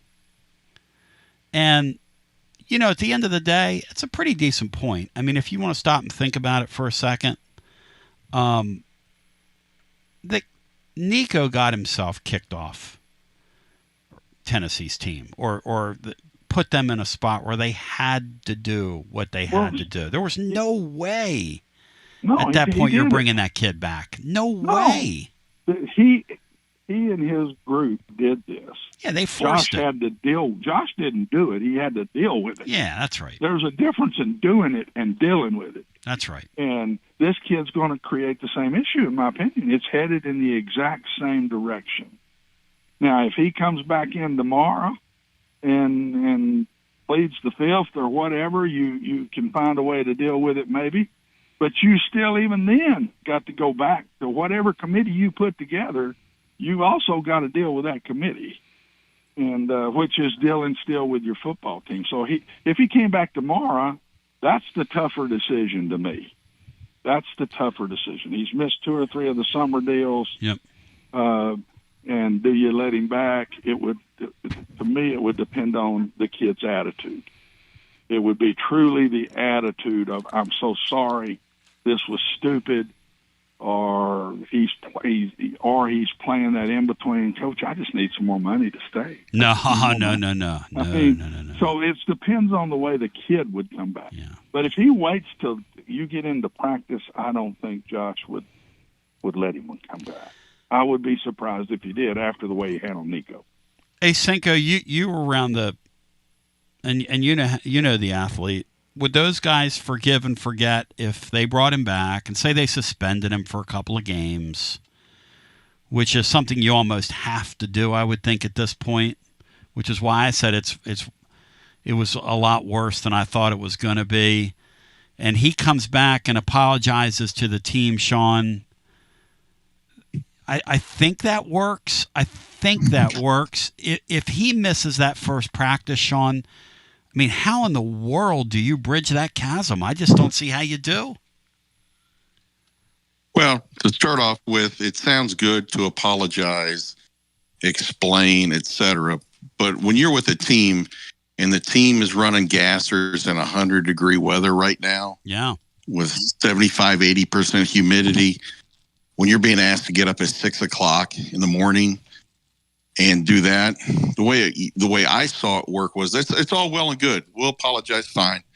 Well, I won't do it again, fine. No, bro, you're making up those workouts because we want to see it. We want to see that it means something to you. We sweat, but it doesn't mean, the walk-on holder that won't ever play was out there sweating his rear end off, was puking, trying to get ready for the season, was going right now. You're probably going through PR maxes in the weight room and everybody's cheering everybody on. And if you're missing that and you want to come back with a sorry, it won't happen again. It usually doesn't happen. People want to see that they want to see you're invested. And the way you're invested is you make up those workouts at 5 a.m. before the 6 o'clock morning. And we want to watch you puke. We want to watch you do something because we don't believe you. Watson. Sean's exactly right. I don't think there's any way that I don't think he's coming back. I don't think he'd let him come back. But if he did, there's no way he doesn't have to make up those workouts. That would be the only way with me. That would be at least a part of it. There may be more than that. Make up the workouts and you're suspended for the first game. I don't know. It's just hard to really, as a head coach, like I said, I've been a head coach at 6 different places. And it's hard till you know all the facts, everything, before you can, before you get into making that decision. But Sean's absolutely right. You don't just let him back and say, well, don't do it again. No. And you're probably going to do it right after the morning workout and make him stay another hour out there and do more work. And then kids can stay and watch if they want or whatever. Or up, like Sean said, an hour before, 2 hours before the workout, and you're out there doing it, then you get ready for practice. So, no, there would be some strong repercussions that he would have to do to get back on the team if he has any chance to get back. Like I say, it's different to me in the winter. It's different to me in the spring. You can be a little bit more lenient. But when you get to this time of year, it's serious business. It's quick, serious. It's always serious business, but it's real quick, serious business now because you're a month from playing. I mean, so you just can't, and I just can't see Josh myself. But if he hadn't dealt with Nico, we could sit here and talk about it forever. I cannot see him letting this young man come back. I just can't do it if what we're hearing is true. Sean, is that where you are as we sit here and think about this whole deal? The way you followed the saga as well? Again, if there absolutely has to be an absolute compelling reason why. Yeah. And if the thing, okay, I mean, let's put it in real terms. Your wife, your husband goes AWOL, and you don't know where they are, and you got to call around. What are you talking about? What are you talking about? Yeah, that's the ultimate in selfishness. When I found that out yesterday, Watson, and I talked to somebody who had talked to the head coach, and the line I got was, I almost felt sorry for him. Because he's like, if you've seen my player, any idea where he would be? How do we reach him? It's sad. Not answering his phone. There's nothing good coming out of this, in my opinion. The only possible 1% is he comes back just on his knees and he becomes a much better teammate and everything from it. But that's 1%. You don't do this. If what he's doing, it's so selfish. You're just throwing your team under the bus. That's basically what's going on here. You're throwing your teammates under the bus. And I get it in today's world where there's money involved and you can make more and you can do this. But in December, in January, let's say, not this time of year. And here's a guy that left his team as the offensive coordinator on a team that lost in the national championship and had everybody back, and I leave in June to go to Texas Tech as an assistant coach and leave my team at Jacksonville State as the offensive coordinator with a really good team, and they don't get back. And Sean and Tony, I've regretted that my whole life. I put it as my biggest mistake I ever made. That time of year, I should not have done that to those kids and that staff to better myself. And that's what I did. And it was wrong. It was wrong to do. It wouldn't have been wrong in December or January or February or maybe even March. But it was wrong in June to do that. And I've apologized to every player I've ever seen again. And I've apologized to every coach that I ever coached with. And and I don't say that a whole bunch, but it was absolutely wrong of me to put myself in front of that team at that time of year. That's what I say. This is a different time of year, in my personal opinion. It's like we're taught when we're kids, right? There's a time and a place for everything in this world. Yeah.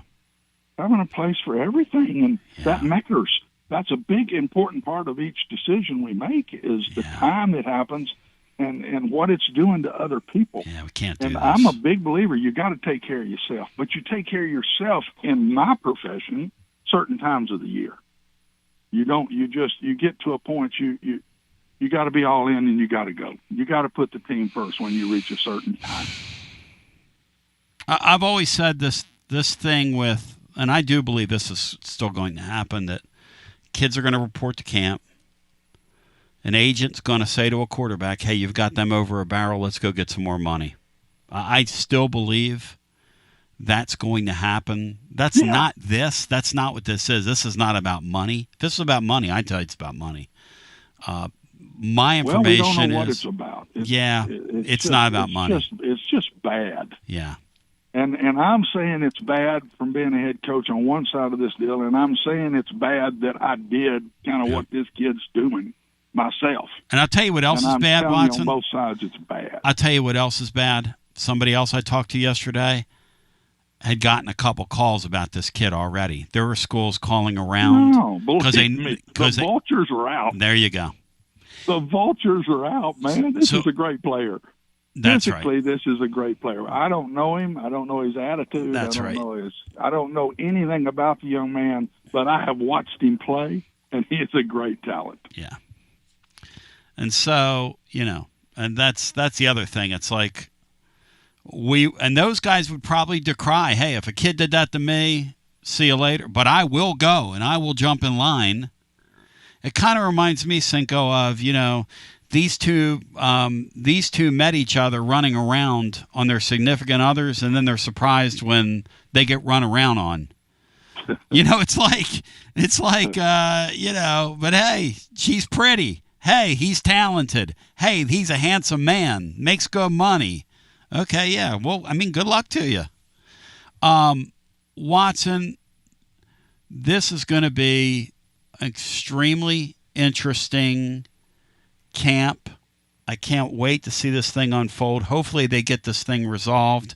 Is there anything else you'd care to add on this deal that we haven't? And I love the fact that you will come on here and say, hey, look, I know from whence I speak. I've got a regret, and I did it when I was a grown man as a coach, let alone as a kid who's just 20 years old. As a coach. And a very important responsibility on that football team. It wasn't being the receiver coach. It was the offensive coordinator calling all the plays and had done it the year before, and we went to the national championship. My quarterback, all the receivers, all the defense, everything was back. So it's hard on my heart to talk about somebody else, but my last point is it's not good. There's nothing good about this. And there's about 1% chance that it would turn to better than it was before it happened. But there is that chance, and I'm always a glass half full guy. Yeah, I'm a glass half full guy, and I don't want any guy going off of my team as a head coach till it's absolutely nope. There is no other decision but. And that's why I'm holding a spot that there could be more to this than meets the eye, maybe in a positive way. That's what I hope. But that you're talking to a guy that's always a glass half full guy. But I think it's a fair assessment to say, look what I just pulled out of my shorts. It's a fair assessment to say that if this kid is not there on Wednesday when that first practice occurs or next week, he better be sayonara sukiyaki. We all agree on that? Oh, maybe even before that. Maybe with this thing getting public, I'm not sure it ain't pretty quick. He needs to be found, and he needs to get back. Thank you, my man. Great talking to you. Love y'all. Love you, brother. The great Watson Brown on the TLD Logistics Hotline, presented by our friends at Simpson's Meats. Simpson's Meats raises and sources their meat on farms that are on pasture, on purpose, comfortably continuing a tradition that began in 1888 on the great Jim Simpson's family farm. And they've got a really terrific store off Level Road. You need to check it out because not only do they have terrific, and you're going to pay more because this is fine stuff. You're treating yourself. You want to have a great summer this weekend. You want to have a great summer, break it down scientifically vacation, and just grill out for a day and treat yourself. Simpson's Meats. Steaks, burgers, sausages, roast chicken. They've got a lot at their butcher shop. They've got a tremendous selection of local milk and honey and jams and eggs and more. And check out the best from our Tennessee community. Online, simpsonsmeats.com. I sit here today saying to you that when we did the video the other night on the Boo Carter deal, which I think, 10,000 people have seen in like a day and a half, I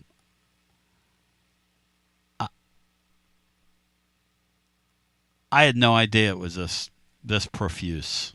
It's a lot more profuse than I thought it was. We'll get some more calls in. And I'm a Watson Brown.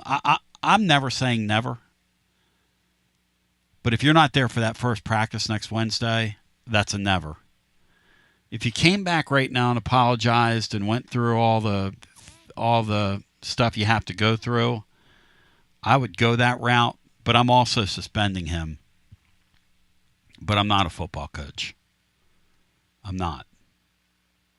But I know that when I hear enough people tell me, and when a head coach is looking for a guy yesterday, which is what I'm reporting to you, that's not a good sign. That's not good. The other thing, though, that I have been very, very, very, very sure to point out, time and time again, including in today's blog, is I actually think this hiccup, this situation, is indicative of a team that's got a great culture. Because the way this came to my attention is that there are people on that team, there are leaders who have said to that head coach, we're not going to watch this happen again. And you're going to do something about it. And I just think it's an interesting thing to think about. And no, it's not being blown out of proportion. No. And somebody said to me yesterday, Sean, well, what happens inside those four walls is their business. Not when one of the guys isn't inside their four walls, Sean. It's not their business. That's everybody's business, Sean. Because there's a lot of people that pour a lot of money and a lot of care into that program. Yes or no, Cinco? Absolutely. And life's all about, not to be so philosophical today, but life's about decisions. Decisions that Boo Carter makes, decisions that Josh Heupel makes. And you are a product of your decisions. So I'm going to decide, I'm going to decide to take a timeout and get some calls in after this. Guests appear on the TLD Logistics Hotline. Online at tldlogistics.com. Your Smokies are back home this week, and so many great promotions every single night. Like all-you-can-eat Wednesday and Thirsty Thursday with half-off draft beers. Huge special guest on Friday. You guessed it, Santa and Mrs. Claus. It's Christmas in July. And on Saturday, it's wrestling night with live matches after the game. Fireworks both nights. Sunday, make sure to get the little ones out early with Peppa Pig. I'm Peppa Pig. Grab your tickets now at SmokiesBaseball.com. Whether it's baseball, football, softball, church groups, or schools, if you're raising money, do it with locally roasted Grade A Grounds coffee. I'm Billy Miller, a Vol alum and Knoxville native. You keep 40% of sales, and we donate 5% back to our East Tennessee community. Get started today by visiting our website at gradeagrounds.com.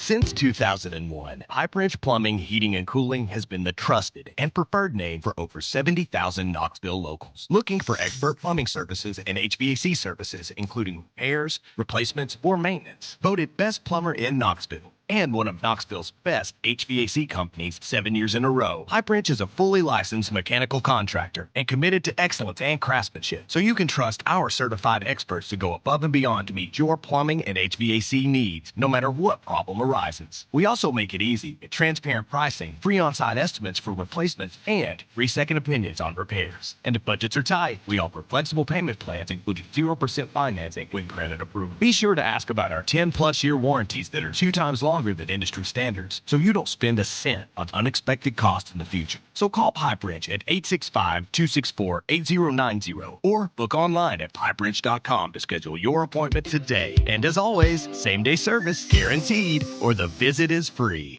Hi, I'm Jim Simpson, owner of Simpson Meats. When's the last time you grilled a really good burger or steak? One your friends still talk about. Our goal at Simpson Meats is to make that happen every time you have a cookout. All of our cuts of meats, steaks, burgers, briskets, and pork are always fresh, flavorful, and sustainably sourced. We are family owned, so we know the importance of knowing how and where your food is raised. We have been putting quality first since 1888. Visit our butcher shop off Lovell Road or online at simpsonmeats.com. Life never stops moving, and between the 30-minute commutes, daycare pickups, weekly soccer practice, Tuesday night yoga, X number of coffee runs, and that weekend trip to Grandma's, you're racking up the miles. What you need is a tire that can keep up, a tire designed for doers, a tire that's going to last, like the exceptionally long-lasting Michelin Defender tire. With an 80,000-mile warranty and the safety and comfort you expect, you can forget all about the miles ahead and focus on getting to your destination or conquering your to-do list. Fleet Tire, I-275 exit 1B at East Woodland Avenue in Knoxville. That's Fleet Tire, I-275 exit 1B at East Woodland Avenue in Knoxville. Fleet Tire. Basilio here for Budget Transmissions. TGMD, the great Matt Dixon, took his Ford Escape to budget, and like our Gold Bullet back in the day, it was a total mess. And now, Matt's back in the game. He's got a new transmission, axle, wheel bearing, both radiator hoses, engine mounts, coolant hoses. I mean, his Ford Escape was about to escape to the junkyard, but he didn't begrudge it. He took it to budget, and now he's on his way back to Omaha. Budget Transmissions, over 30 years in business, conveniently located in Bearden. All extended service contracts are honored. A gold certified Repair Pal member. 865-584-4391. 865-584-4391. Budget Transmissions. Don't begrudge it. Take it to budget. Hey there, Basilio family. Jennifer Morris here with Keller Williams Realty. The countdown to fall football is on. Is your fall plan missing the perfect home to watch the Vols make another playoff run? If a new view is on your game day checklist, I'm ready to help you find it. Don't wait until kickoff. Give me a call today at 865-694-5904 or visit my website at nextmovesmokymountains.com. That's nextmovesmokymountains.com, and go Vols. Tony B here with the great Zakai Ziegler. For Hey, whoa. Tony, I got this. Hey, Tennessee, it's Easy here. Next time you have an electric issue at your home or business, call my friends at Advent Electric. With offices in Knoxville and Nashville, it's Mama's Easy approved. You heard it from the most electrifying player in the league. Call the service professionals at Advent Electric, 865-588-0631. Online, adventelectric.com. Tell them ZZ sent you.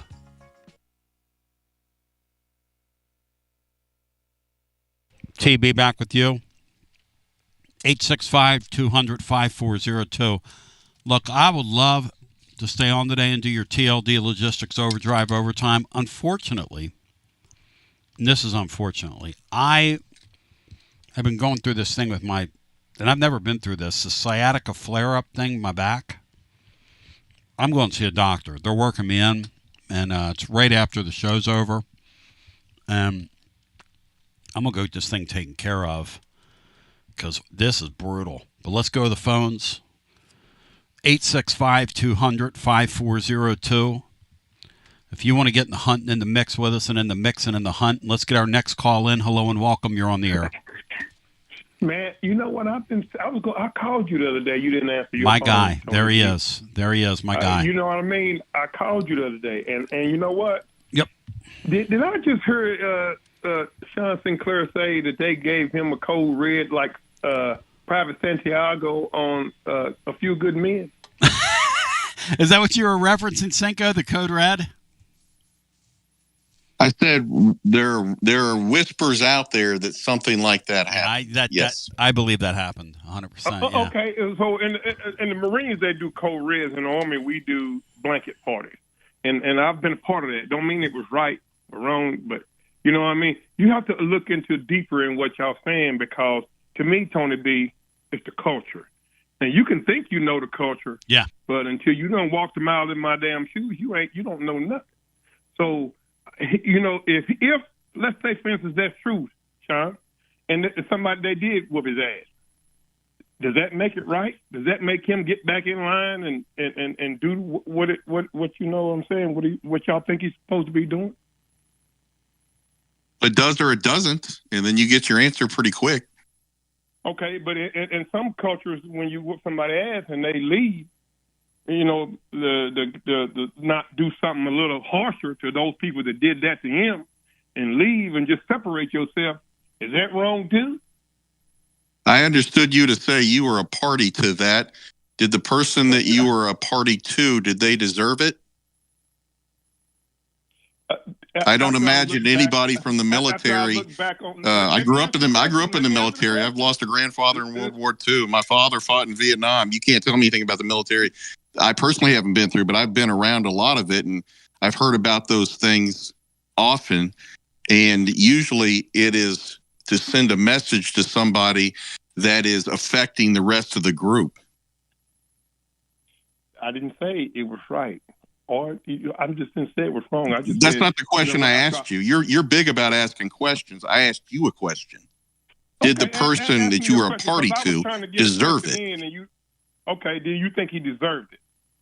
I didn't say that. Answer the question. Did the person you were a party to a code red, did they deserve it? You came on here and the first thing was you were a party to that. Did they deserve it? That means you participated. Did the person deserve to have a code red applied to them? No. Well, you're big of saying that, then that means you and your group made a mistake and applied that without reason. We did. I own it. We did. That's why I say when I look back, if you'd have listened to what I said when I look back. I listened to the whole thing, and you're a big man for admitting that. I appreciate that. I absolutely appreciate that. No, you didn't. You didn't let me finish. And I said when I look back in my older age, if you heard what I was saying, it was wrong. Yeah. That's what I was saying before you rudely interrupt me. Well, you know what's funny? Don't make it right. You know what's funny? That's one of the reasons why, like when I talk about this kid in real time and any of these things, the thing I constantly remind myself of is if I was 19 years old, Florida, and you gave me that kind of money, what would my judgment be like? I would hate to think what my judgment would be like because I didn't have any money as it was.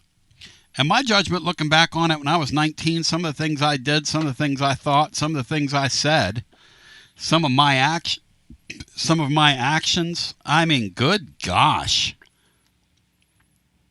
We all have regrets, but I said before, we all have regrets. But like I said before, Tony B, this is the point. Sean said his daddy and his grandfather was in the military. Your ass wasn't in the military, so you can't say what they regretted or what they didn't regret. You cannot say that. You don't know. You can't speak for them. You know what? They go to bed every day and probably with that on their mind if they did something like that to somebody.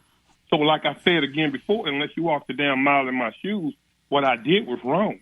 And I'm man enough to sit here right now and tell you on live TV, the live radio, that it was wrong. So I'm telling you to understand my damn culture, Dr. Sean. I'm telling you to understand his culture. And knowing if somebody whipped my ass, I'm going to separate myself. Before I do something that I might regret even more. And I see. I see what you're saying. So in other words, that's a reason that you might disappear. That's pretty interesting. And if in fact, and I can appreciate what you're saying, and that makes sense. That does make sense. Yep. That's why it's interesting to talk about. Yep.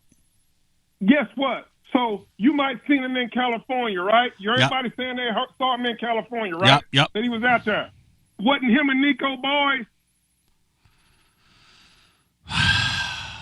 Wasn't they boys? I don't know. I don't know who Nico's friends were. You don't know if they was cool or not. You don't know if I don't know. I don't know that they like hung out. I don't know that. No, I don't. Okay. So in his culture, he's saying, hey, they just whooped my ass, and I'm going to go out here somewhere else where I might be a little bit more appreciated because they didn't like the way I did certain things. Here's the thing. Maybe he's out in California for that. I don't think, just if you're thinking about UCLA, I don't think UCLA has the money to get involved with a kid like that. I'm not saying they do, Tony. Well, I'm just saying. Maybe he went out there. You know what I mean? He had money. He could have went out hang there. out with his buddy. Any amount of reason. Yeah, who knows? But what I'm saying is, that's interesting. Understand the culture. You don't understand the culture. Now, somebody whooped his ass. That's fine. They have to live with that. They have to live with that just like I had to live with what I did when I was a kid, when I was 21, 22 years old, when we did it. So guess what? It's all good, bro.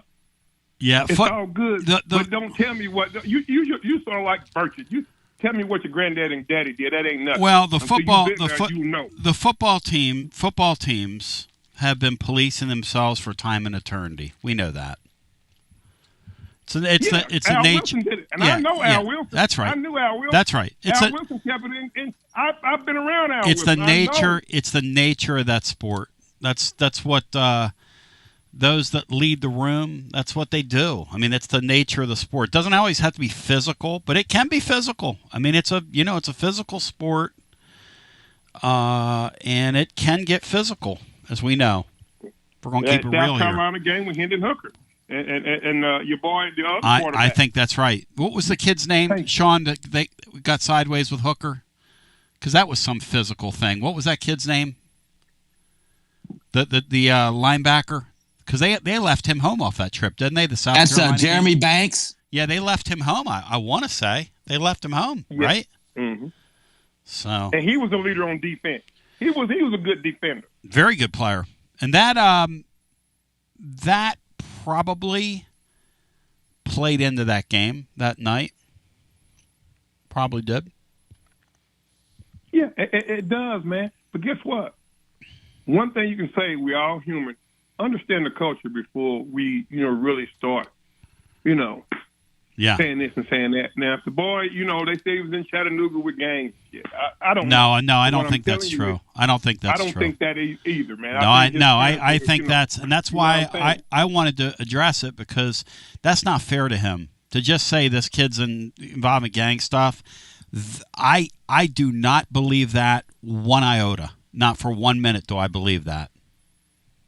So thank you, brother. Good talking to you. And listen, I appreciate your 2 cents, and I like that you and Sean can get a little contentious with each other, but you know that each other have your each best interests at heart, and both of you kind of agreed on that. Before we go back to the phones, my friends at VIP Play, look, the $100 VIP Play is there for you. Your welcome bonus. All you got to do is make a bet, $5 or more, and get that VIP Play welcome bonus. This college football season is right around the corner. The last 2 days, we have taken a look at both Oklahoma and Florida. And I walk away from both those conversations saying I have no idea what's going to happen in either one of those football games. Now, Brian's bullish on the Florida game. I know that both those teams are going to be improved. And I know that Tennessee's got great culture. I do know that. And they do not want to let this Nico guy win. But you can bet on it over at VIP Play because of the first sports book in the state that's released all 12 Tennessee Vol football games for the upcoming year. First sports book in the state to begin accepting wagers. Look-ahead lines on all Tennessee games. And if you go over to our YouTube channel, you can see a conversation that I recorded with Robert Kowalski, their odds maker, and it is one for the ages. Remember, live always. That means 200 leagues all around the world. If you're a footy fan, you can bet on footy and any of a myriad of other things. 200-plus leagues, numerous bet types, props options. If you have a bet in mind, you can't find it, reach out to Killer Kowalski. They'll make it with you, and they'll make it happen with you. Let me go back to our phones. And as I remind you that if you have a gambling problem, 800-889-9789, 21 and over, located in the state of Tennessee, to place a bet. I got time for maybe one, maybe two. You got a minute. Hello. Hey, Tony? Yes, you got a minute. Go right ahead.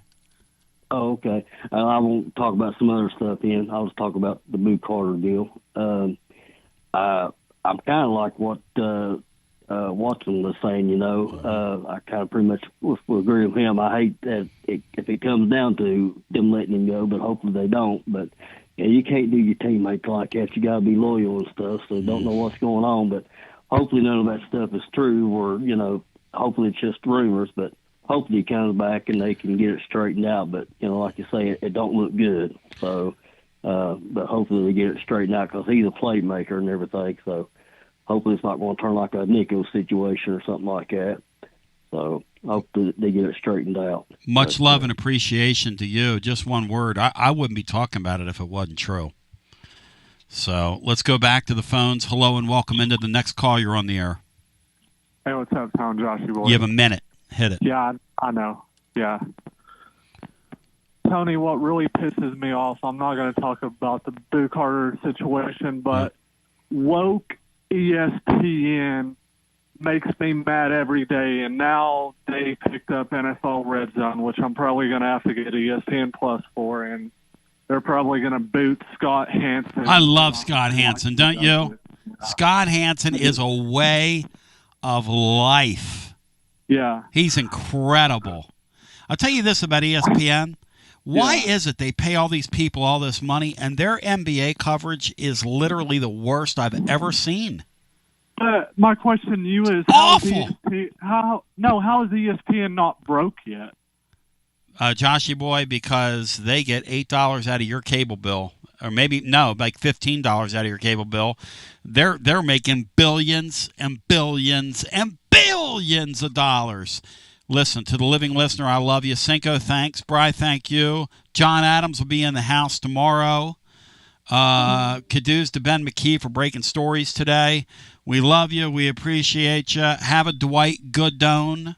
And check us out over at tclub.team. We'll continue to talk about things in real time. We love you. Peace. God bless. WJBE 1040 AM 99.7 FM. Translator W259AB. Powell, Knoxville. Today's show was so fun, we're going to run it back on your TLD Logistics phone lines. In fact, why don't we just go ahead and do that? This Boo Carter stuff is really giving me a headache. And I mean a real headache. It might be even giving me a backache.